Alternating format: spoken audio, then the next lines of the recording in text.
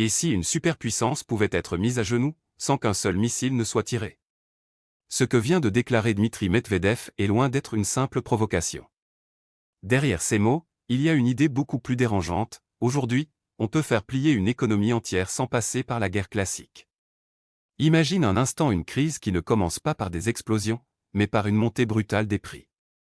Le carburant devient hors de prix, les marchés s'affolent, les chaînes d'approvisionnement se grippent, et en quelques jours, la pression devient insoutenable pour les grandes puissances. C'est exactement le levier dont il est question ici. Au cœur de cette tension, il y a un endroit stratégique que peu de gens mesurent vraiment, le détroit d'Ormuz.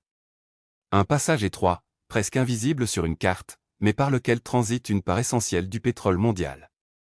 Un point de contrôle qui, entre les bonnes mains, peut influencer l'économie de toute la planète. Et selon Medvedev, ce qui se joue autour de ce détroit marque un tournant.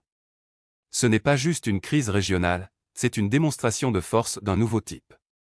Une preuve que la domination mondiale ne repose plus uniquement sur la puissance militaire, mais sur la capacité à contrôler les flux essentiels.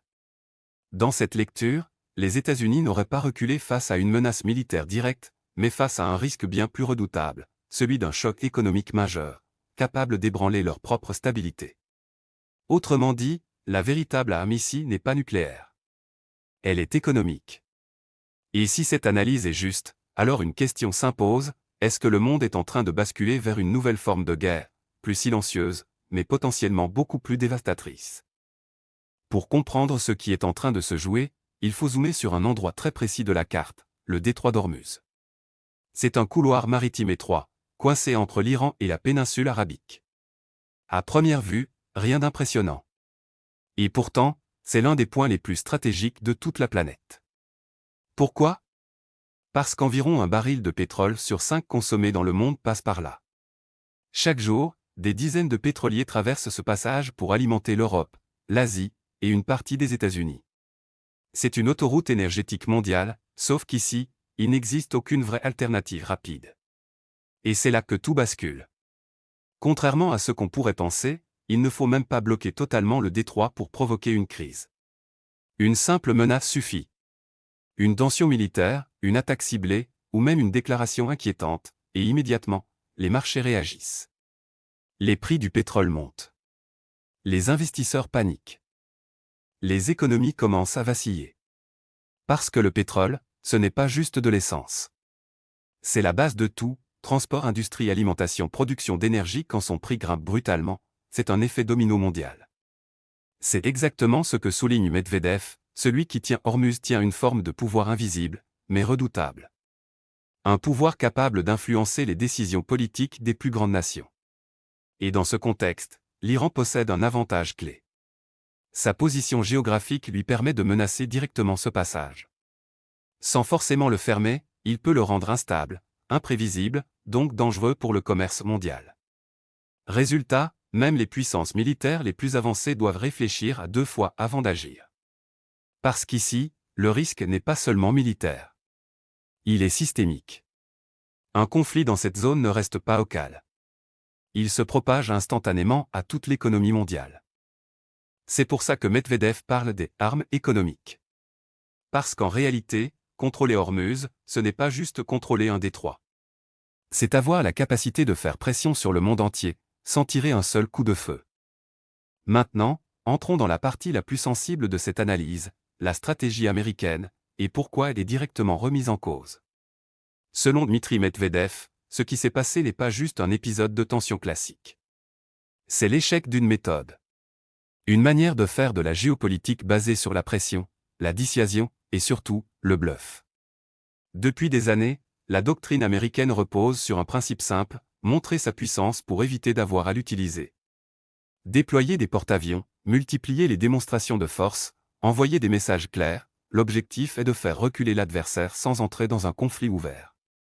Et dans beaucoup de cas, ça fonctionne. Mais ici, selon Medvedev, ce mécanisme aurait atteint ses limites. Face à l'Iran, les États-Unis se retrouvent face à un acteur qui ne joue pas selon les mêmes règles. Un acteur qui accepte le risque, qui maîtrise les tensions asymétriques, et surtout, qui possède un levier que Washington ne peut pas neutraliser facilement, le détroit d'Ormuz. Et c'est là que le rapport de force s'inverse. Parce que dans ce scénario, ce n'est plus la puissance militaire qui dicte la décision, c'est le coût économique potentiel. Imaginons un instant une escalade militaire directe. Les États-Unis frappent. L'Iran riposte, même partiellement, en perturbant le trafic dans le détroit. Immédiatement, les marchés réagissent. Le prix du pétrole s'envole. Et derrière cette hausse, il y a une réaction en chaîne extrêmement violente, explosion des coûts de transport, inflation massive, pression sur les ménages, ralentissement économique pour une économie comme celle des États-Unis, très sensible au prix de l'énergie, c'est un risque majeur. Un choc qui peut se transformer en crise intérieure. Et c'est précisément ce point que Medvedev met en avant. Selon lui, Washington ne se serait pas retenu par stratégie diplomatique, mais parce que le prix à payer était trop élevé. Autrement dit, ce n'est pas la peur d'une guerre militaire qui aurait freiné la décision, mais la peur d'une guerre économique impossible à contrôler. Et c'est là que son analyse devient particulièrement incisive. Il compare la posture américaine à celle d'un joueur de poker qui mise tout sur une intimidation, jusqu'au moment où l'adversaire décide de suivre. Dans ce cas précis, l'Iran n'aurait pas reculé. Et face à cette résistance, le bluff perd toute sa valeur. Parce qu'un bluff ne fonctionne que si l'autre y croit. À partir du moment où il est testé, il peut s'effondrer. Ce que suggère Medvedev, c'est que cette séquence envoie un message très clair au reste du monde: les États-Unis ne peuvent plus imposer leur volonté uniquement par la menace. Pas parce qu'ils sont faibles militairement, mais parce que le coût global d'un conflit est devenu trop élevé dans un monde interconnecté. Et ça, c'est un changement fondamental. On passe d'un monde où la puissance militaire suffisait à dissuader, à un monde où chaque décision doit être calculée en fonction de ses conséquences économiques globales. Ce n'est plus seulement une question de force. C'est une question de vulnérabilité. Et dans ce nouveau jeu, même les plus puissants peuvent être contraints de reculer, sans jamais avoir perdu une bataille sur le terrain. Dans la continuité de son analyse, Dmitri Medvedev ne se contente pas de critiquer la stratégie américaine. Il élargit le constat à l'ensemble du bloc occidental. Et là, le message devient encore plus dérangeant. Selon lui, ce qui s'est joué autour de l'Iran et du détroit d'Ormuz révèle une fragilité beaucoup plus profonde, celle de l'OTAN. Une alliance souvent perçue comme la plus puissante au monde, capable d'intervenir rapidement, de coordonner des opérations massives, et de projeter sa force sur n'importe quel théâtre. Mais dans cette situation précise, cette puissance ne se serait pas exprimée. Pas de mobilisation spectaculaire. Pas de coalition offensive claire. Pas de démonstration d'unité forte. Et c'est exactement ce que Medvedev pointe du doigt. Car dans les conflits modernes, l'image compte presque autant que l'action. Et ici, l'image renvoyée est celle d'un bloc occidental prudent, hésitant, presque sur la retenue. Pourquoi ? Parce que les intérêts ne sont pas parfaitement alignés. Tous les pays membres de l'OTAN ne sont pas prêts à prendre les mêmes risques pour une escalade au Moyen-Orient. Certains dépendent fortement du pétrole de la région. D'autres redoutent les conséquences économiques d'un conflit prolongé. Résultat, une alliance puissante sur le papier, mais plus complexe à activer dans la réalité. Et pendant ce temps-là, sur le terrain, d'autres acteurs avancent. L'Iran, d'abord, qui maîtrise parfaitement la géographie de la région et qui joue sur une stratégie asymétrique. Pas besoin de rivaliser frontalement avec les grandes puissances. Il suffit de rendre la zone instable, imprévisible, et donc coûteuse pour ses adversaires. Mais aussi des puissances comme la Russie, qui observent et exploitent ces failles pour renforcer leur propre position dans le jeu mondial. Ce que décrit Medvedev, c'est donc un changement de dynamique. Avant, la supériorité militaire occidentale suffisait à imposer un cadre. Aujourd'hui, ce cadre est contesté. Pas frontalement. Pas par une guerre directe. Mais par une accumulation de situations où l'Occident choisit de ne pas aller jusqu'au bout. Et dans les relations internationales, ces signaux sont scrutés avec une extrême attention. Parce qu'ils envoient un message implicite, il existe désormais des lignes que même les grandes puissances hésitent à franchir. Et ce message, il est entendu partout dans le monde. Par les alliés, qui peuvent commencer à douter. Par les adversaires, qui peuvent tester les limites. Et par les puissances émergentes, qui voient une opportunité de rééquilibrer le rapport de force. C'est pour ça que Medvedev parle presque d'un basculement historique. On ne passe pas d'un monde à un autre en une seule guerre. On y passe par des moments comme celui-ci. Des moments où la puissance est toujours là, mais où son utilisation devient incertaine. Des moments où la domination n'est plus évidente, mais discutée. Et dans ce nouveau contexte, la vraie question n'est plus seulement qui est le plus fort, mais qui est prêt à aller jusqu'au bout, et à quel prix. Si on prend un peu de recul, ce que décrit Dmitri Medvedev dépasse largement le cas de l'Iran ou du détroit d'Ormuz. Ce qu'il met en lumière, c'est une transformation beaucoup plus profonde du système mondial. Pendant des décennies, l'équilibre des puissances reposait sur une logique assez simple: les États les plus forts militairement imposaient leur rythme, leurs règles, et parfois leurs décisions.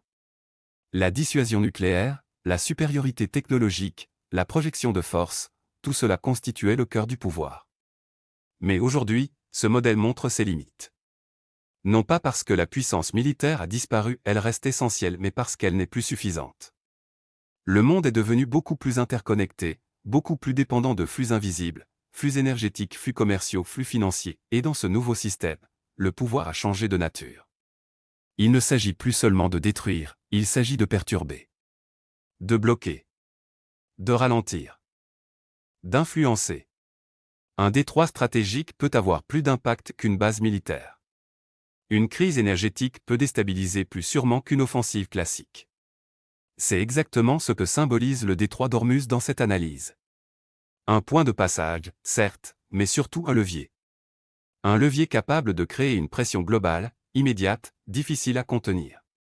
Et c'est là que se dessine ce que beaucoup appellent déjà un monde multipolaire. Un monde où plusieurs centres de pouvoir coexistent, s'opposent, négocient, sans qu'aucun ne puisse imposer totalement sa domination. Dans ce monde-là, la Russie cherche à réaffirmer son influence, l'Iran joue sur sa position stratégique, la Chine sécurise ses approvisionnements et ses routes commerciales, et les États-Unis doivent composer avec des contraintes nouvelles. Ce n'est plus un jeu à sens unique. C'est un équilibre instable, mouvant, où chaque acteur teste les limites de l'autre. Et dans cet équilibre, la vraie puissance n'est plus seulement visible. Elle est aussi invisible.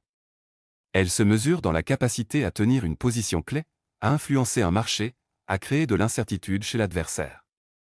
C'est une puissance plus diffuse, mais parfois plus redoutable. Alors, est-ce que cela signifie que l'Occident est en train de perdre sa place?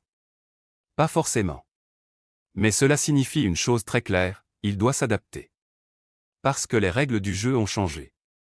Et dans ce nouveau jeu, gagner ne veut plus dire dominer par la force, mais maîtriser les équilibres, anticiper les chocs, et contrôler les points névralgiques du système mondial.